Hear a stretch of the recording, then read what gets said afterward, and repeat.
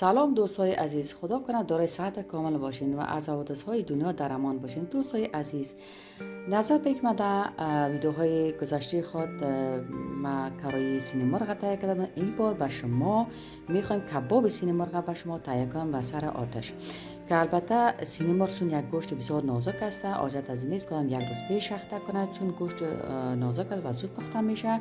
از اون لحاظ ما میتونیم که یک ساعت پیش یا نیم ساعت پیش اخته نماییم.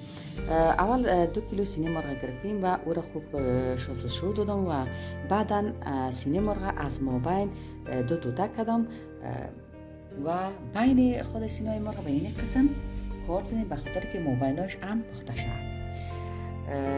و مواد ضرورتش 3 دانه لیمو را آبش کشیدیم، 1 قاشق کلان مرچ سرخ. کسایی که اگه زیاد مرچ میخورن میشن که مرچ سبزی که بسیار تند است او را هم میشه که خوب دوتا کردن علاوه کنن. اگه با زیاد تند نمیخورن این هم کفایت میکنه، این هم کمی تند هست. و 1 روزه سیر است که را باز از رنده میکشیم، دوتا میکنیم. و 1 قاشق مساله دیگ، مساله کباب میبخشیم و همچنان 1 قاشق نمک هست و 2 قاشق روغن زیتون. در پیش از اینکه ما آتش تهیه کنیم آماده کنیم، ما این را اخته میکنیم. بعد از که آتش آماده شد با سر آتش را میمونیم پخته شد. دیگه بعضی ها میشه که دستی خم توتا دستی خم بگذارن، دیگه به این طریق خم میشه. یعنی دوستای عزیز، دیگه موادی که به شما نشان دادم همه اونا را با گوشت مخلوط کردم. دیگه در این کاسه یک ساعت ثبت ماندیم. دیگه این به اندازه نیم ساعت یک ساعت میمانم دیگه تا که آتش تهیه شد. حالا آتش میرم جور میکنم. وقت آتش آماده شد بعد از این باز میبرم کباب.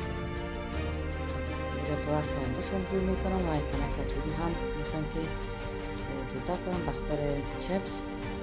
طبعا در کباب باش در پشت چپس هم باید باشه.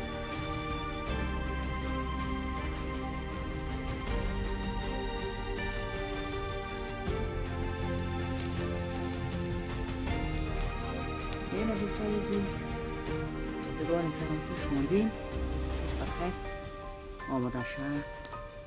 دیگه آتش ما تیار شد، سر آتش ماندیم. اینه دوستای عزیز،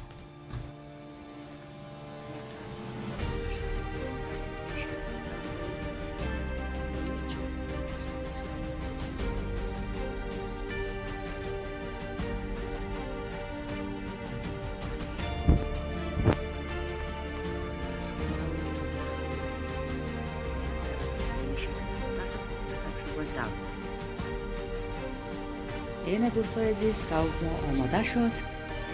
دیگه به یک قسم دیزاین دادیم که البته پیاز ماندیم، لیمو، مرچ سبز که البته چون ما بسیار روتون نکردن، کسی که باز میخواه که تندتر بخورن میشه با این مرچ سبز بخورن. دیگه تند هست اما سازیار. دیگه البته اول از این نونای چپاتی هستن که از این در زیر غوری ماندیم. بعد از او باز سرش گوشت و 4 طرفشون چپس مانده شده. باز او نظر به علاقه خودتان است که هر قسم که خودتان دیزاین میکنید دیزاین بدین یا چیز که میخواین دیزاین بدین.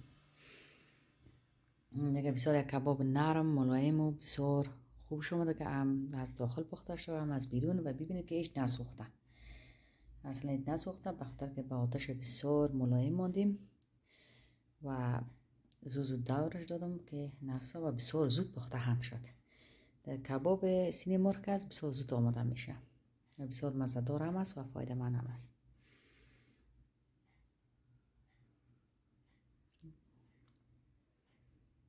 خدا حافظ دوستای عزیز، روز خوش داشته باشین.